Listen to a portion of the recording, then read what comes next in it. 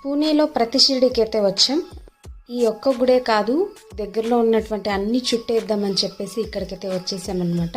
First అక్కడ Hanuman temple ఉంటే ఆయన్ని దర్శించుకొని ఇంకా మొత్తంగా ఒక రౌండ్ వేసేసి ఆ సాయిబాబాని అయితే దర్శించుకున్నామన్నమాట.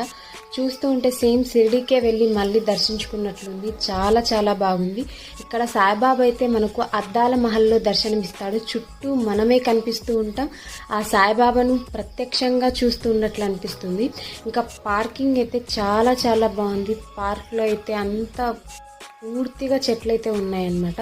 అక్కడ వినాయకుడిని దర్శించుకున్న తర్వాత ఇలా ముందరికి వస్తే మాత్రం ఒక పెద్ద మహల్ మాదిరి అయితే కనిపిస్తుంది. అదేంటంటే అన్నదాన సత్రం అయితే ఇది అన్నమాట. అక్కడ టైమింగ్ కూడా మెన్షన్ చేశాడు. మనం అదే టయానికి వెళ్ళామనుకోండి ఖచ్చితంగా అక్కడ మనమైతే భోజనం చేసి రావచ్చు. ఇంకా ఇక్కడైతే ఒక టెంపుల్ని అయితే దర్శించుకొని వెనక్కి అయితే వచ్చేసాం. Please subscribe. Thank you.